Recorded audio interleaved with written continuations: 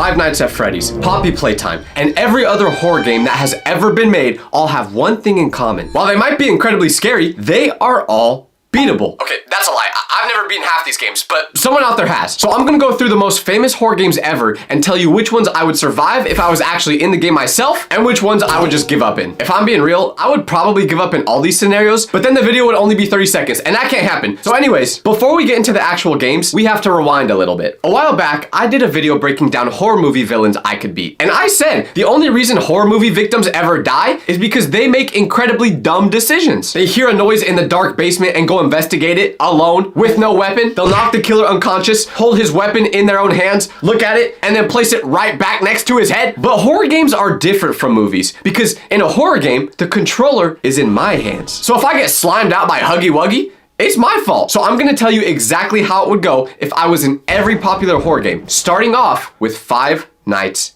at Freddy's. Let me set the scene for those of you who haven't played this game or if you just need a refresher. It's your first day at a, trigger warning, I'm gonna say a word some people don't like, but it's your first day at a job, and the role of this job is to be overnight security at Freddy Fazbear's Pizza. It's basically Chuck E. Cheese if they ate people. Your work hours are midnight to 6 a.m. and your entire job is to sit in the security office and monitor the building to make sure no one breaks in. Easiest job in the world. You just watch movies all night and then go home in the morning. Except here's what is not included anywhere in the job description. The 4 animatronic characters who perform for children during the day, Freddy the Bear, Bonnie the Bunny, Chica the Chicken, and Foxy the Pirate Fox, they come to life at night. And if they find you, their plan is to stuff your body into an animatronic suit. Not very nice, is it? So how would this horror game go if I was in it?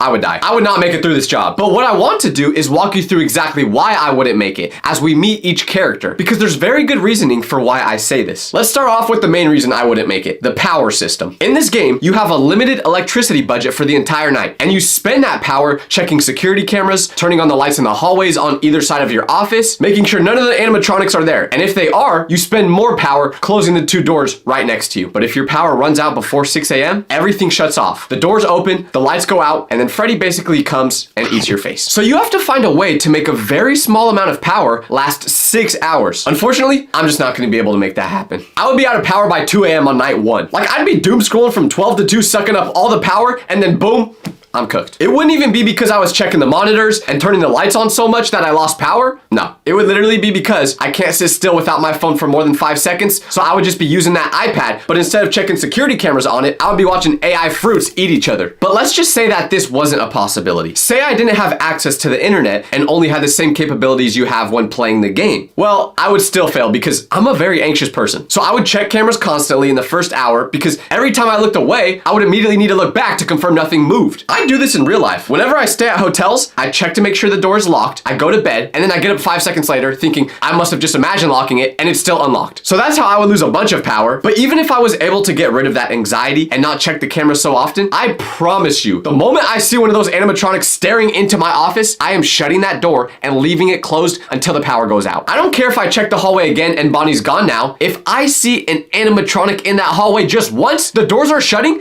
and they're not opening back up again. I'm also gonna call the police, but that's another story. Remember, this is real life. If this actually happened in your life, you're not choosing to open that door back up. But even then, let's say you've mustered up the courage to open the doors when the animatronics disappear because you're trying to conserve your energy. I'm still not beating the game because the animatronics are all good at different things. Freddy himself is the slow threat. He barely moves on the first nights, kind of like Joe from the show You. He just stalks you from a distance before making his move. But by the later nights in the game, he's fully active. So I would constantly waste my battery checking on him every night just to see if he moved. Bonnie is always the first one to move at the start of every single night. Like, bro is genuinely excited to eat whoever is security for that night. He comes from the left side. He'll position himself just outside your office door in the exact blind spot of the camera angle, which means you cannot confirm he's there without turning on the left hallway light. Chica works the right side, and she would be the one to actually finish me because you can always hear her moving through the kitchen. And let's just be real. If I'm working in this security office for 6 whole hours, chances are I'm gonna get hungry. So if I hear someone in the kitchen, I would think, maybe the chefs got here early to start cooking up the pizza. But then when I would actually walk into the kitchen, the only thing being eaten there would be me. Chica knows my weakness is food, and she knows exactly how to take advantage of that. Now for Foxy.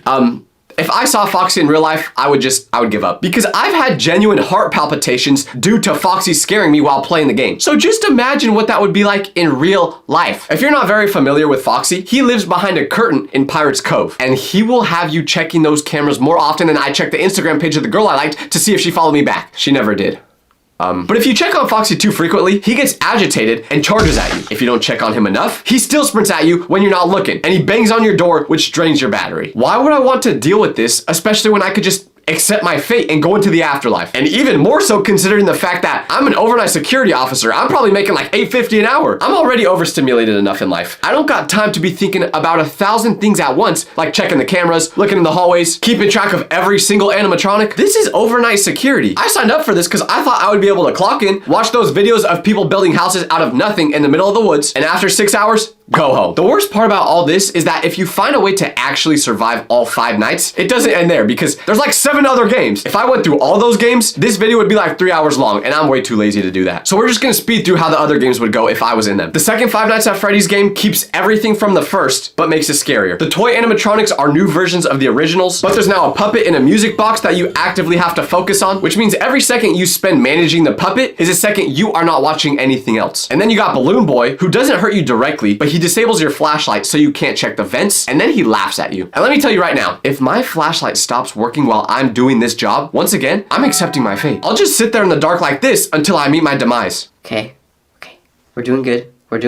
Oh, what happened to my flashlight? What happened? You know what? I give up. Come on, just take me. I give up. The next game in this series is Sister Location, which introduces Baby. This character actually helps you get through the game, so she can escape too. Finally, someone who's actually on my side in this series. This game, I think I could actually survive because I'm too dumb to survive these scenarios on my own, but if I had someone helping me like Baby, at least now I have a chance. Another game in this series is Security Breach, and I would never survive in this because I still can't even beat the game version. Seriously, I've played it for like 25 hours and I still can't do it. Point is, I can't do what this franchise asks of me. The animatronics are terrifying, but the honest truth is I'm not surviving this game mostly because you have to work a job, and that's just not something I'm willing to do. So I give myself a 5% chance of surviving Five Nights at Freddy's across all games combined. The only reason I give myself any chance is that if I was actually in the game and not stuck in the chair without being able to move, I would just run out of the exit the moment I hear that music playing and the game would be over. But enough about that haunted pizza restaurant. Let's move on to a haunted toy factory, the home of the game Poppy Playtime. Quick setup for everyone who's never played the game. You're a former employee of Playtime Co., a massive toy company whose entire factory staff vanished without explanation. No warning, no trace of them. But years later, you receive a letter apparently sent from someone still inside the abandoned building. And because you were the kind of person who, after reading a letter from an abandoned factory, thought, yeah, I should go there alone. You decide to go. And the first thing you encounter in this factory is Huggy Wuggy. He is enormous. We're talking close to 10 feet tall, with long arms that hang almost to the floor, a permanent wide smile, and a face that is engineered to look friendly and inviting, but once he gets up close, it's terrifying. Think about how horrifying that is. He is 10 feet tall. That's basically my height. And every time someone sees me in public, they make this face. So I'm assuming they would do the same if they saw him. Huggy has a lot of trauma from being abused as a child, which sounds weird to say about a toy, but he takes that abuse out on you. So here's my honest take on Huggy Wuggy. Because he's so tall, there are areas of the factory he can't navigate at that size. There are spaces he's too tall to fit in. That's just the problem us super tall guys deal with every day. And in the game, your character is pretty short. I'm not short, but the character in the game is. So my whole plan would be to identify every single one of those spaces that Huggy Wuggy can't fit in and just go inside them and never leave. I'm not going anywhere Huggy Wuggy can also go. But even if you can handle him, you also have Kissy Missy, which is basically Pink Huggy Wuggy. She actually helps you in the game, but you know who doesn't? Mommy Longlegs. This is the character that will make my confidence drop. She's the main threat of the second chapter of this game. Where Huggy Wuggy is large and visible and gives you some warnings of his approach, Mommy Longlegs is fast and flexible and she can fit basically anywhere. Matter of fact, she could be under your bed right now. There's a couple reasons why she would probably be my downfall. First reason, she makes you play these games to actually beat her, which can be quite tricky because you have to use your brain. Now, I'm sure I don't even need to say why that would be hard for me to do, but if you don't understand what I mean, just look in the comment section of literally any of my shorts. Second reason, which is the more realistic one, is that Mommy low-key sounds like she's trying to rizz you up in the game. She talks in this flirtatious voice that makes you want to do whatever she says, and I've encountered this exact personality type in real life, and I always end up getting manipulated by them. Why?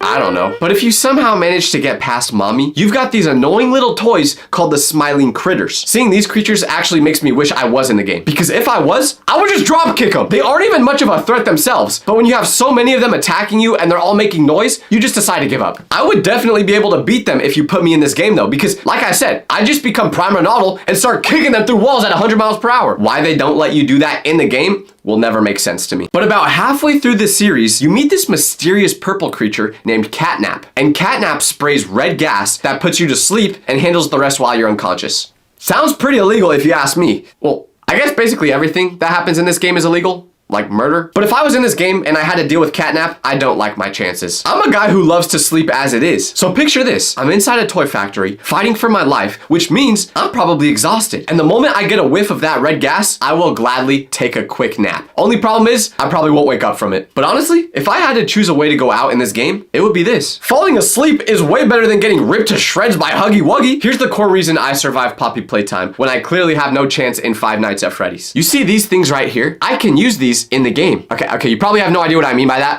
But what I'm saying is that you can actually move in Poppy Playtime, which means you can run and hide. Five Nights at Freddy's locks me in a fixed position and just says, good luck. You're basically paralyzed in that game. Not only can you move in Poppy Playtime, but you also have weapons to defend yourself. They give you a hand that's a gun, another hand that makes you jump super high. All these things can help you not get brutally destroyed by the villains. So this gives me some confidence. Actually, you know what? What am I even saying? If I was in this game, like for real, I would beat it easy. It wouldn't even be a question because I do not care what happened at Playtime Co. Not even a little bit. And when you start playing the game, you learn the story and it's all about saving these poor toys and blah, blah, blah, blah, blah. So your character never actually tries leaving the factory without being the hero. But let's be real, if you put me in Playtime Co., the moment I identify where the nearest exit is, I'm moving directly towards it without thinking twice. Not that I think normally, but yeah, I'm beating this game. I don't care about saving no toys. Respectfully. So I give myself an 85% chance of surviving Poppy Playtime. Mommy Longlegs is the reason for the missing 15% because, well, I might try to rizz her up and end up getting tricked by her. And also Catnap's gas is the other major liability because I like to sleep. But everything else, I'm beating easily. It don't scare me. Now I want to be upfront with you guys right now. My will to live is very strong. There's a lot of things I would do to, well, survive. But at some point, you gotta stop and say to yourself, why am I still doing this? Is it actually worth it? And this is exactly what I would say to myself if you put me in the game, The Last of Us. Let me explain why I'm saying what I'm saying. Just to give a quick breakdown on The Last of Us storyline, it's about an infection breaking out that has mutated and began spreading through humans. But this ain't any normal infection. First, it moves through the brain and you become what is called a runner, still somewhat human in appearance, but you're aggressive, fast, and unsavable. Then we've got stalkers, which are more tactical and hard to detect, and they're more aware of their environment. You've also got clickers, which give me PTSD just saying the name of that because the clicker is fully blind but uses echolocation to navigate with terrifying accuracy, and if they get a hold of you, you're done. If you don't know what echolocation is, I don't either, so don't ask, but I know that's what they use. Then there are bloaters, which are enormous creatures covered in fungus who throw explosive spore pods at you from a distance. And the second game adds things called shamblers and the Rat King and yada yada yada.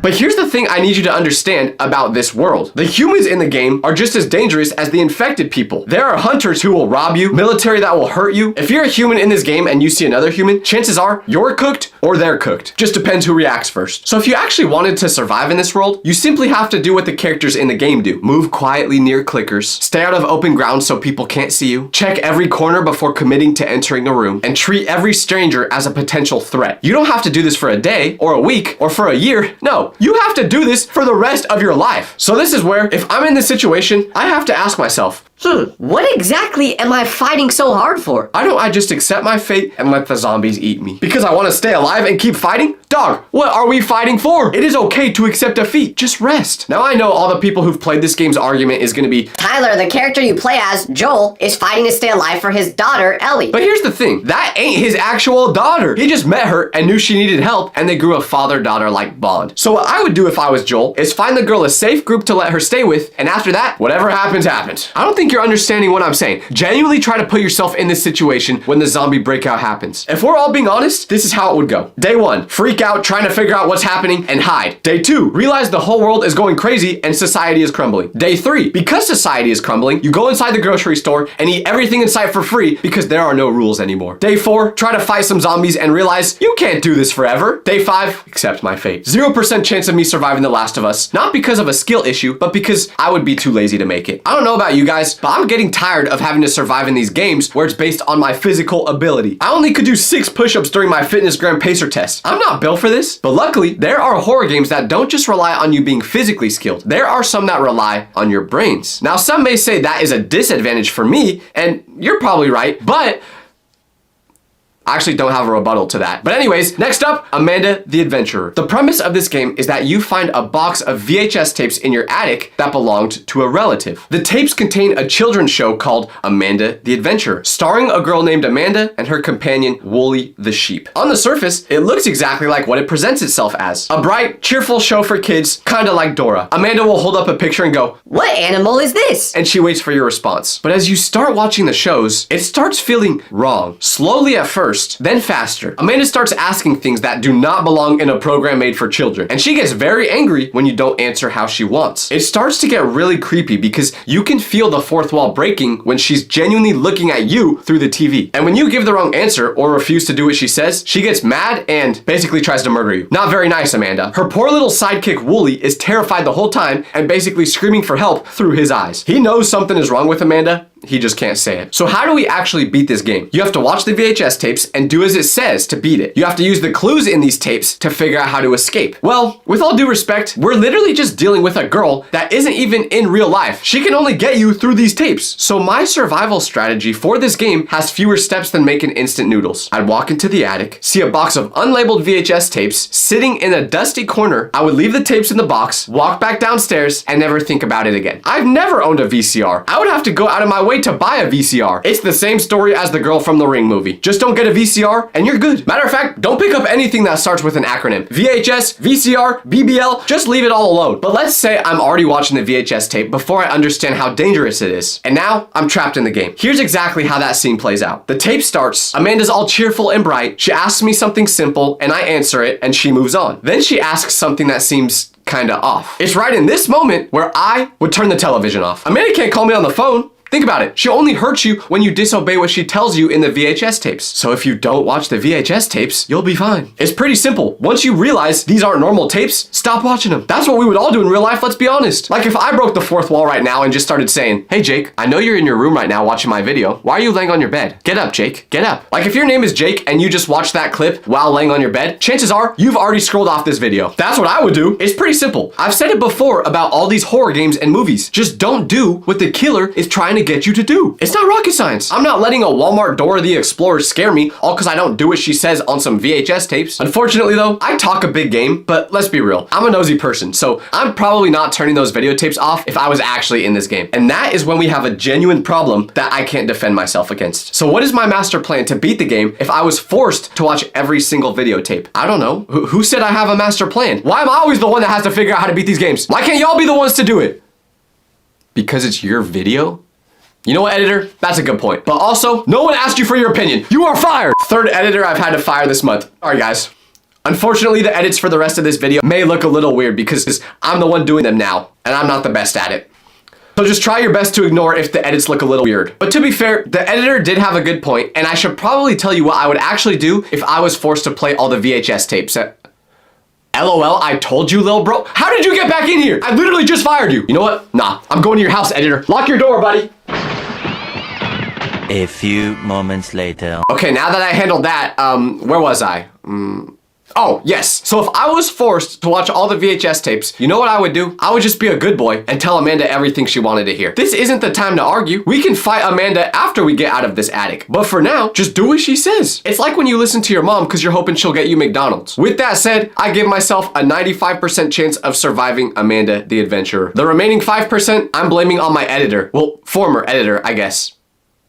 Okay, sorry. I'm just looking up to make sure he didn't sneak back in here somehow.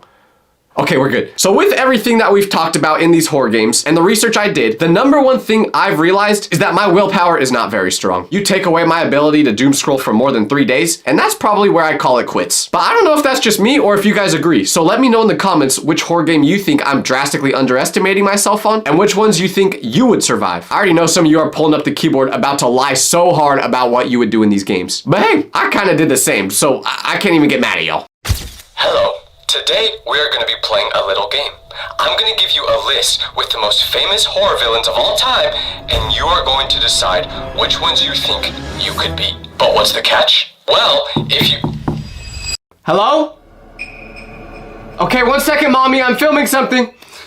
Anyways, Michael Myers, Pennywise, and every horror icon you've ever been afraid of, what do they all have in common? Well, they're actually very easy to defeat. Because behind these characters' spooky masks and rusty weapons is a secret they don't want you to know. None of these villains would be scary at all if their victims were all total idiots. So today, we pull back the curtain and I'm gonna break down all the legendary horror villains that I, a regular person with 2 working feet, half a brain, and mild constipation, I could definitely avoid being slaughtered by them. At the end of this video, you will never look at these villains the same way again. Before we even start dissecting the killers themselves, we have to address the single most important reason why any of these horror characters are ever successful in the first place. And why is that? They just get lucky because everyone in these movies has the survival skills of a houseplant. Frankly, it's a miracle that the victims in these horror movies even manage to dress themselves in the morning. So no surprise they can't survive being hunted by these villains. The golden rules of being a horror movie victim is number 1, hear a strange, terrifying noise in the dark, empty basement, signaling that something dangerous is clearly down there. And if you go look to see what it is, you will not come back. And then you go investigate it alone, preferably unarmed. And you must always announce your presence when investigating by saying, "Hello, is anyone there?" As if the serial killer is gonna politely respond, "Yes, in here, with the chainsaw." Rule number 2, when being chased by a killer who is walking at a chill, normal pace, you must never, ever run out the front door to safety. No, you must run upstairs, trapping yourself on the 2nd floor with no exits. Why are we doing this instead of just running outside where you could get help? Rule number 3, if you manage to knock the killer down and get their weapon,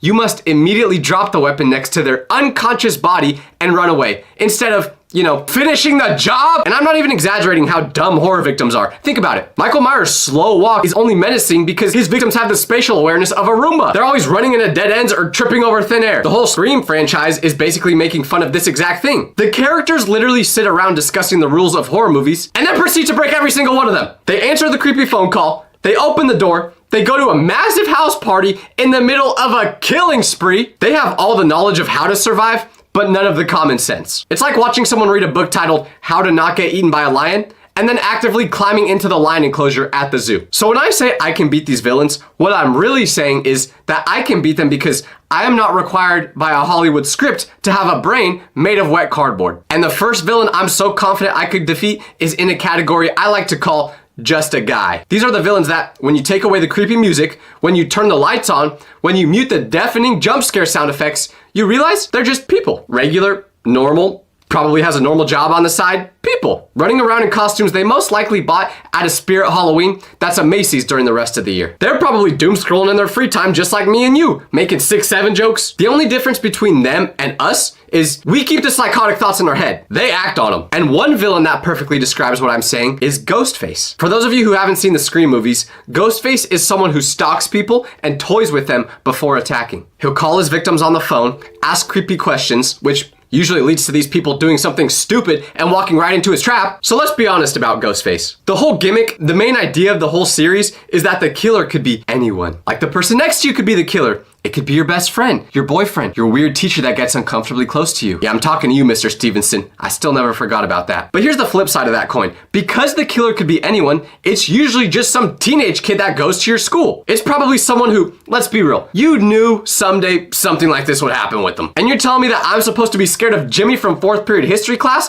just because he put on a mask and a voice changer? Have you ever actually watched Ghostface try to do anything? It's less like watching a master assassin and more like a live action blooper reel from America's Funniest Home Videos. This dude is basically a walking cartoon character slipping on a banana peel. Like there will literally be parts of the movie where I have to check to see if this is supposed to be a comedy or a horror film. It's a miracle he manages to have any victims at all. He trips over couches, he gets knocked out by his own bad driving, he runs face first into doors he just opened. Like if you watch the scenes where he's chasing someone and just switch out the scary music with some circus music,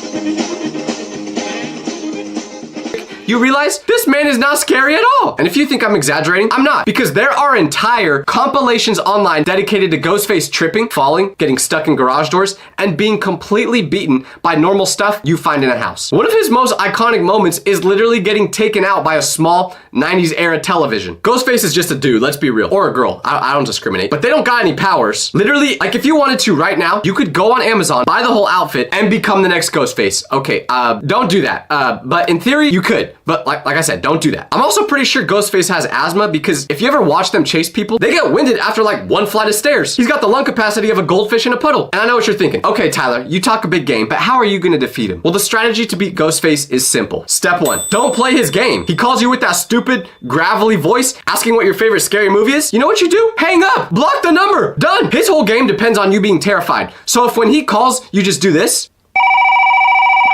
Hello? You like scary movies? Nope, not today. He ain't doing anything. He needs you to be scared, to answer his questions, to run upstairs instead of out the front door, which I still don't understand. But when you're not playing his game, his whole plan just falls apart. And if that doesn't work and he still tries chasing after you, just fight back. Stop running. Remember, it's just Jimmy from history class playing dress up. The person in that mask chasing you is probably afraid to do a presentation in front of the whole class, and you're running from them. But if you think Ghostface would be easy to defeat, what if I told you there was a horror character that was even easier to get past? Don't believe me? Well, imagine watching a horror movie and the killer that everyone is so terrified of is a doll from Build-A-Bear Workshop. No, seriously, that's actually a real thing. And you all know what I'm talking about. Because the next villain I'm sliming out is Chucky the doll. I know. I can already hear the keyboards furiously typing. But he's not just a doll. He's possessed by a serial killer. Listen, I've seen the movies. It sounds scary on paper, but at the end of the day, he is still a 2-foot plastic doll. I'm a full-grown adult human. Okay, maybe I don't act like one, but I am. The whole reason Chucky's a successful villain is because he relies on 2 things. The element of surprise and his victims not believing a doll can actually talk and wield a knife. But once your homeboy gets put 6 feet underground by Chucky and you realize, oh snap, Chucky isn't just a normal Barbie doll, there's no excuse for him to get you. He's got these tiny, stubby plastic legs, which I also kind of have, but not as bad as his, meaning I can only walk at a normal, leisurely pace, not even jogging, just a brisk walk, and I could still leave him completely in the dust. He also has molded plastic hands that can barely grip his little kitchen knife. Like you could disarm him like you're taking a Sharpie away from a toddler. This is a POV of what I'm doing if Chucky the doll tries getting me. Oh my gosh, the doll's alive. What do I do? Oh wait, I have an idea. A single, well-aimed kick, not even a powerful one, just a solid punt, would send his little redhead flying across the room like a game-winning field goal. We're talking 40, maybe 50 yards. Easy. The Chucky movies themselves repeatedly tell you what his weaknesses are. The longer his soul is trapped in the doll, the more human it becomes. This is presented as a bad thing for him, but it's a great thing for us. It means he can feel pain, he can bleed, and most importantly, he can be put down. Chucky only ever wins because his victims are literally small children, so they're low-key the same size, which that's kind of messed up, Chucky, if I'm being real. Or it's an adult that just stands there in shock because a toy is talking, so they freeze and let Chucky stab him in the ankles. And the argument people always have is, oh, well, even when you try to get rid of him, he always comes back. Oh, really? Well, have you tried everything to get rid of him? Because I don't think you have. This is all you gotta do. Step 1, walk over and pick him up by his head like this. Come here, Chuck.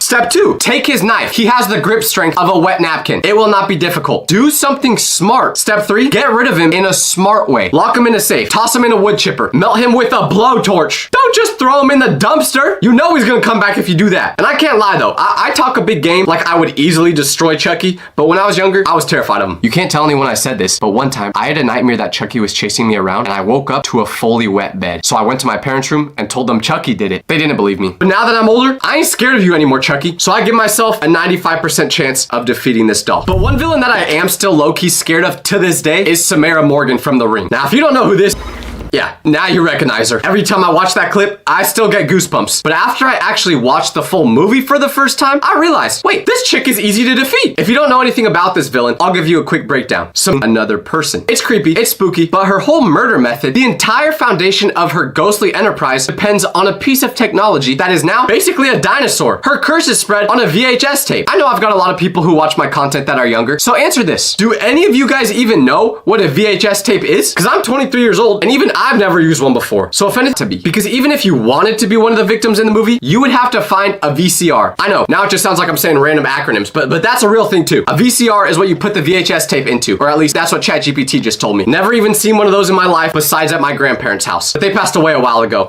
Rest in peace, by the way. So I would have to go shopping at thrift stores and sketchy garage sales just for the chance to even be haunted by her. Getting haunted by Samara Morgan is literally a homework assignment. But let's say that somehow I do all that, I find a VCR or whatever it's called on eBay, look it up, and then I watch the tape. Then what? The movie says that she calls you on a landline telephone. A landline? Who under the age of 70 has one of those anymore either? Like Samara, you don't got an iPhone or anything? I could hook you up with a T-Mobile plan if that's what you're looking for. And she lives in a well. Does she even get good reception in there? Can she send a text? Actually, nah. I know Samara's sending some freaky you up text messages with a tongue out ghost emoji. I'm sorry, Samara, but it's 2025. You gotta have a phone without a physical keyboard on it by now. Maybe if you weren't living in a dang well, you would realize we stopped using all those those ancient devices years ago. Like, you need to start attacking people by jumping through their screens on YouTube. Matter of fact, here, I'll give you the chance to jump into the viewers' houses right now. Did it work?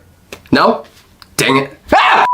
So I'm literally giving myself a 100% chance of surviving in this movie because I simply do not have a VHS tape. Next up is a villain who's an engineer, a philosopher, and a kidnapper, all while actively dying. Who am I talking about? Jigsaw. Jigsaw is the villain from the Saw movies who kidnaps people and locks them into dangerous traps that are designed to kill them, unless they do exactly what they're told. When they wake up, they hear a recorded message explaining the rules of the game and how much time they have. The trap then starts counting down immediately, forcing them to make a fast decision. If you finish the task in time, you survive. If you don't, the trap kills you. The whole reason Jigsaw does this game is because he believes some people don't value their lives enough. He thinks putting them face to face with death will make them appreciate being alive. Now let's make one thing crystal clear. The traps in the Saw movies are terrifying. That's my worst nightmare. I wouldn't wish that on my worst enemy. Well, okay, yeah, I wouldn't. But Jigsaw himself, the guy pulling the strings, he's a terminally ill old man. He's not a physical threat at all. He's pretty much just the old man from the Up movie if Russell never came into his life. So if I ever got put in a Saw game, here's what I would do. Switch up on everyone. In a lot of these games, it's you and another person having to solve this puzzle to escape. But in many of the instances, only one of you can survive. So no offense to whoever I'm going up with, like, I'm sure you're a cool person, but I ain't going on that pendulum trap just so someone I barely know can survive. The tricky part about getting out of this horror movie alive is that you don't get a warning. One day, you're going to your nearest coffee shop for some matcha, you blink, and next thing you know, you're waking up looking like this.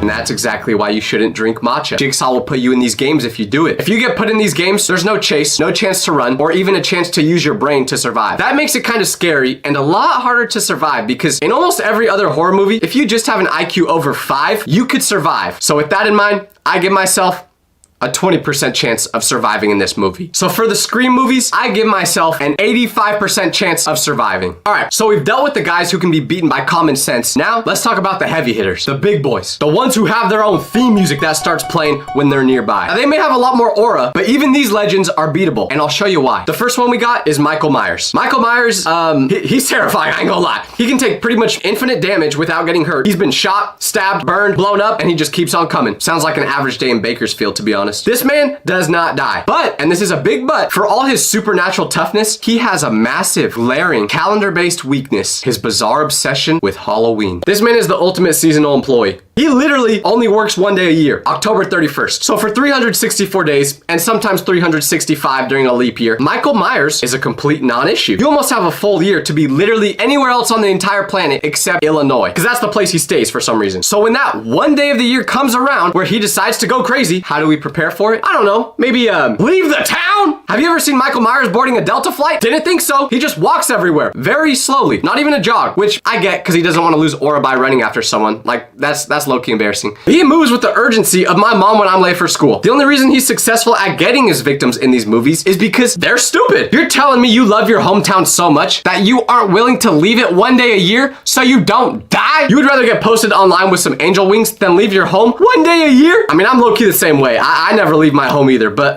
still. And if you watch the films, one thing you will notice is that whenever someone pulls his mask off, he completely stops doing what he's doing. He could be mid-stab, but if that thing slips off his head, he's immediately stopping what he's doing and prioritizing putting it back on over anything else. He's basically like a bald guy when someone takes their hat from him. So that's his weakness. Homie is just self-conscious. Now that I think about it, he's low-key just one of us for real. Like when he got his mask snatched in the Halloween Ends movie, he spent years hiding in a sewer, getting weak and frail. So while he can take a hit better than the best boxers of all time, Floyd Mayweather, Manny Pacquiao, Jake Paul, all you have to do to beat him is just take off his mask and then take a flight to Florida for Halloween. And you're good. So because of that, I give myself a 99% chance of surviving this movie because why in the world would I be in Illinois anyway? No offense to anyone who lives there, but full offense to anyone who does live in Bakersfield. So you can beat Michael with a plane ticket and comments below which horror movie characters you think you could beat and exactly how you would do it. Also, let me know if there's any other horror movie characters you think I should talk about. Let me know if you think there's anyone on my list you think I'm wrong about. That would just absolutely destroy me because if we're being real, they probably all would. I have a question for you. Does this look like something that belongs in a kid's show or is it just terrifying? If you said that was just straight up horrifying, I'd agree with you. you. And that's exactly why I'm making this video today, because there are many kids, movies, and shows we've all seen that should not be meant for children. But the weird thing about these programs was that no one can tell if they were actually meant to scare children or if that was just by accident. So today, we're going through movies and shows we all watched that had no business being shown to kids. Monster House. If you haven't seen this movie, here's the setup. There's a kid named DJ who lives in a normal suburban neighborhood. Across the street from where he lived is a rundown mansion owned by a terrifying old man named Nebercracker. Now, the best way I could describe this dude is, I don't know what kind of car he drove, but I wouldn't have been surprised if it was a white van. Hopefully you're picking up what I'm putting down. Whenever any kid gets even remotely close to Nebercracker's lawn, he explodes out of the front door screaming like he's at the kidnapping Olympics. He's like the dude in Hello Neighbor, but times a million. And the worst thing that could possibly happen as a kid is losing your ball, your frisbee, or anything in his backyard because you will never see it again. Now, like I said, everyone had a neighbor like this growing up, so it's not out of the ordinary. But what I forgot to mention about this movie is that the house is alive and trying to eat children. Then you meet the victims of this movie. DJ and his two friends Chowder and a girl named Jenny, who shows up selling Halloween candy and is by far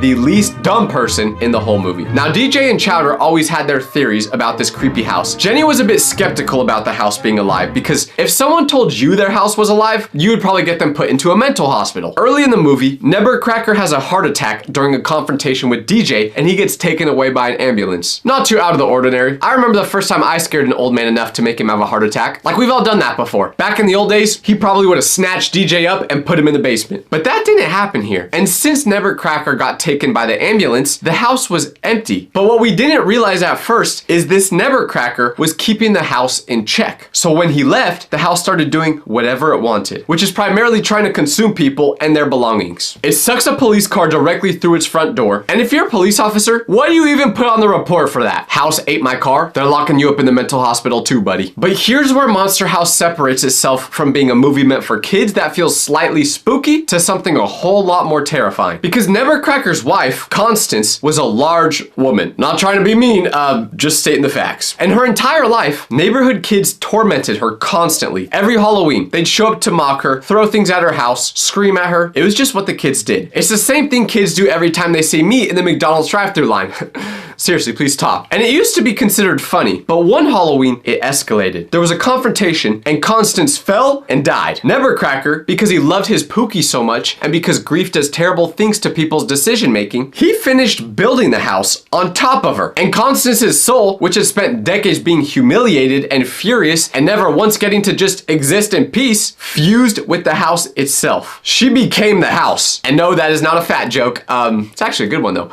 But anyways, the tongue of the house is Constance. The uvula is also Constance. When the house eats toys and bikes and small children's belongings, that's Constance reacting to people bothering her. Which means Nebercracker wasn't necessarily the villain after all. He just tried to keep Constance under control. Every kid he scared away was a kid he was keeping from being eaten. He was protecting the entire neighborhood from his wife, and everyone thought he was just a mean old man. Monster House was a movie made for kids, and the plot of it was a story about a man whose wife died and started eating children. Now, why would you make a film about eating children that is directed to children? Did the people who created this just want kids to stay out of their yard, so they decided this is the only way to do that? But it's not even the plot itself that makes it super creepy. The animation style makes you super uncomfortable in a way that's hard to explain, but you feel it instantly. It's animated, but the characters move like real humans, but slightly off. It's super uncanny. And then the house itself was enough to give me nightmares. When it screams, you can see it has a door with way too many teeth. The house's front windows, which are Constance's eyes, track you as you move down the street. It's not jump scare scary, but super uncomfortable. But this one scene inside the house is where my nightmares really came from. The kids have to go inside to find the furnace, which is the house's heart. And navigating the interior of the house is like navigating a body from the inside. The carpet rolls and grabs you, the furniture moves, you're inside a living creature and it knows you're there. Now, I'm not a doctor, so I don't want to see what the inside of people's bodies look like. If I did want to see that, I would have went to medical school. Actually, that's not true because I wasn't even smart enough to pass regular school. But you get the point. Eventually, DJ, Chowder, and Jenny throw dynamite into the chimney, burning the house and freeing Constance's soul. This is starting to sound like a GTA mission. Once Constance leaves, the house leaves with her, and all that is lefty is an empty plot of land. Nebbercracker cries seeing Constance's soul leave, which makes you feel bad for the guy, because all he was trying to do was protect the neighborhood from his deceased wife this whole time. To be fair, he is the reason there was a living house in the first place, and people did die, but hey, everyone makes mistakes, right? Story ends when the credits roll, and when the credits roll, you are never the same, because 10-year-old you thought you were gonna watch a movie about a monster in a house. Instead, you watched something about a freaky house that has a tongue and eats children. Now you got generational trauma. Monster House was a great film. It shouldn't be a children's film though. SpongeBob. Now I know what most of you guys are saying. SpongeBob wasn't scary, and while most of the episodes of SpongeBob were wholesome and enjoyable for all ages, there were certain episodes that were different. Like there's an episode called The Graveyard Shift. SpongeBob and Squidward have to work the overnight shift at the Krusty Krab. Squidward, being Squidward, decides the best use of his time is to terrorize SpongeBob with a horror story. The story is about a former fry cook who cut off his own hand, replaced it with a spatula, got hit by a bus, and now comes back to haunt the Krusty Krab every night at the witching hour looking for his next victim. Who is this former cook? The hash-slinging slasher. If you've ever watched this episode of SpongeBob, I probably just instantly gave you some PTSD. Now when SpongeBob hears this story, he's instantly terrified. But as a viewer, you're thinking Squidward is just making this up to scare him. The exact signs from the story actually start happening in real life. The lights flicker, the phone rings, and there's nobody on the other end. If you're a kid watching this, you're not too worried. But then Squidward gets scared. And Squidward is never scared. Depressed? Probably. Annoyed? Obviously. But you never see him scared. So when Squidward starts genuinely panicking, you start getting scared too. Because every other episode you watch of this show is about SpongeBob chasing jellyfish in a field lollygagging around enjoying life. But for there to randomly be an episode where a killer fry cook is haunting them, it switches the tone completely. But then the ending happens. The bus shows up, the same one the hash-slinging slasher got hit by, and someone hops off it looking exactly like the person from the story. And they creepily head toward the front door of the Krusty Krab, only for you to realize it's not some deranged killer, it's just a nerdy teenager applying for a job at a bad time. The flickering lights are just the lights doing that because the wiring in the building isn't up to code, which makes sense considering the fact that they're underwater and it's probably hard to get good electricity in there. The phone sound was just an automated system, so everything works out in the end. But the first 90% of that episode genuinely scared real children, including me. It's not the fact that this episode was super terrifying when you compare it to an actual horror movie, but it was that usually this show was so upbeat and jolly, so you weren't ready for this to happen. It's like if you get punched in the face when you're not expecting it, you'll probably get knocked out, but if you're warned before getting punched in the face, you can brace for impact and still probably get knocked out, so I don't know why I made that comparison, but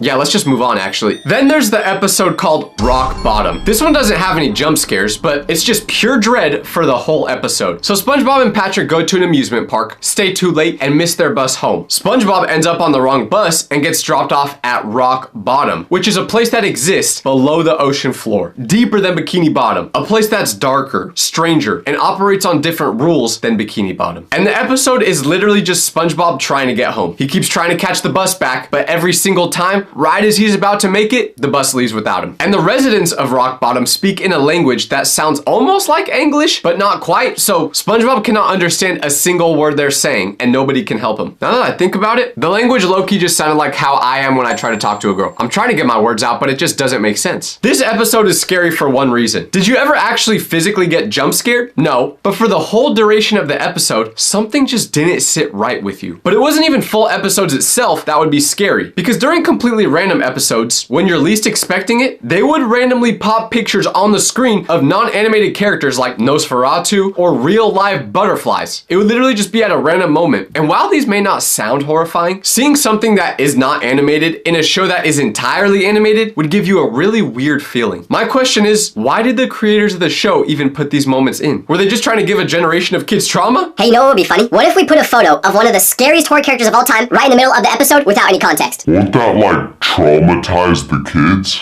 Yeah, Okay. SpongeBob is one of the greatest shows of all time, but sometimes I wonder what they were trying to do in those creepy episodes. But there is no debate that Teletubbies absolutely is creepy. I don't care what age you are, those little things were terrifying. Teletubbies was created specifically for children aged 1 to 4 years old. When I was 1 to 4 years old, I was busy peeing and pooping my pants every day, which I still do today, but at least now it doesn't happen when I'm sleeping. I don't really know what the point of me admitting that was, but what I'm trying to say is the target audience of this show is literally people who can't talk yet. Imagine spawning into this world and this is what you're being shown.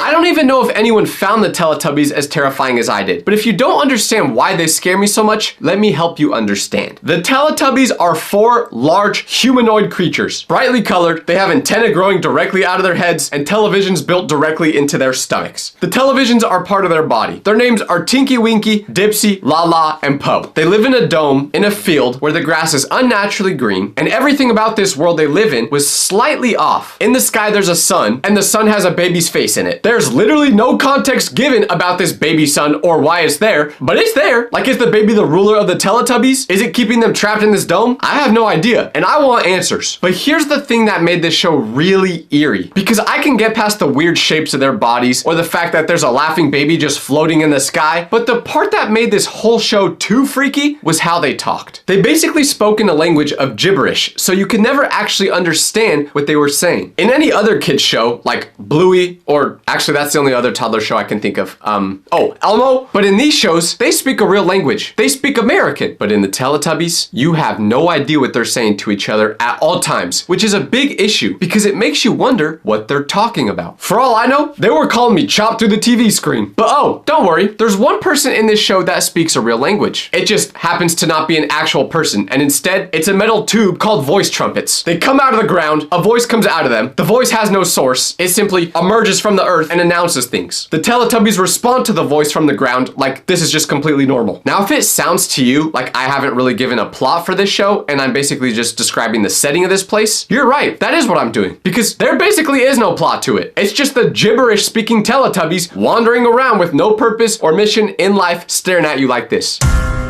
Now, if I described that to you without telling you it was a children's show, what would you have guessed? The thing that is most uncanny about these Teletubbies is their smile. It never stops. Their bodies move, but the smile is fixed, so you can't tell how they're ever feeling. If they're angry, still smiling. Sad, still smiling. And if you're thinking, Tyler, you're being dramatic. You're the only one that thinks the Teletubbies are scary. You are wrong, because psychologists have actually written about how Teletubbies unsettle viewers. Now, to be fair, I only read the headline of this article and I didn't actually click on it, so I could be lying for all I know, but I'm just gonna trust what the title said. The reason the Teletubbies don't talk and that there's weird colors is because it's a show literally meant for children. It's not supposed to make sense to me, but to that I say, give me one other show meant for children that's this terrifying. You probably can't, because most kids shows are wholesome and don't give you nightmares. But remember, that's just most kids shows. It's a show meant for kids. It's supposed to be basically brain rot. I want to see bright colors and a bunch of sound effects that fry my dopamine receptors, not learn lessons about life. Where's the Cocomelon? Courage the Cowardly Dog was a horror show, and no one can convince me otherwise, except for LeBron. He could convince me to do basically anything. I mean, if he asked me to oil up, I would do it. If I found $1 million on the ground, I'd give it to him. I don't care if he's a billionaire already. But you know who I would never do anything for? Young Sheldon, which is the next show we've got to talk about. And I'm gonna keep it short, because honestly, Young Sheldon doesn't deserve a long segment. You guys may say, Tyler, Young Sheldon is literally the furthest thing from a creepy show. How could this possibly be on the list? Well, to that, I would argue Young Sheldon is the scariest show in this video, and it's not even close. Why is it so scary? I don't have any actual good reason. I just have beef with Young Sheldon, so I had to find a way to put him on this list. If you gave me 2 options, with the first being to sit in a pool filled with piranhas that have not eaten in 5 days, or watch a full episode of Young Sheldon without being able to look away from the screen, I would get my swim trunks on immediately. Young Sheldon, you give me nightmares. Now let's cool the temperature down a little bit and talk about a show that isn't quite as scary as Young Sheldon, but still gives me the heebie-jeebies to watch as a child. Arguably the most successful horror franchise ever, which is aimed specifically for children. If you somehow don't know Goosebumps, horror stories for kids. Different nightmare every episode, each one designed to scare you. The covers of Goosebumps books had the melting fonts and the creepy illustrations, and teachers put them in school libraries. Goosebumps was the first horror show specifically made for children. I have no idea how these shows were approved for a younger audience. Like, I, as a 22-year-old, no, actually, my my birthday just happened, so I'm a 33-year-old. No, a 223-year-old. Okay, I still get scared watching them today. They literally advertised, hey, this show will probably make your children wet the bed. And yet, children still continued to watch it. Slappy the dummy is the face of Goosebumps, but he is the furthest thing from a dummy. He is a ventriloquist dummy, which is already terrifying even if he didn't come to life, but he does, of course. And he comes to life when you read a specific set of words written on a piece of paper inside his jacket pocket. Once he's awake, he immediately informs you you are a slave. He decides what happens. You just have to be a good boy and accept whatever he decides to do. If he tells you to make him breakfast, buddy, you better turn on the air fryer. He's got a terrifying smile on his face that never goes away, just like the Teletubbies, so you can't read him. There's something so uncanny about Slappy that disturbs you. His eyes track you. He looks calm at all times. But the funny thing is, in every episode where Slappy is the evil villain, everyone basically accepts it and doesn't try to do anything about it. Like, oh well, this ventriloquist dummy controls my life now. It is what it is. But y'all aren't thinking hard enough, because if I'm in that show, I'm putting Slappy in the shredder. But just in case dolls that come to life are actually real and they're watching this video, I'm just joking, guys. I'm just joking. I'm only trying to look tough for my audience. Trust me, I'd be a good boy and do whatever you told me, so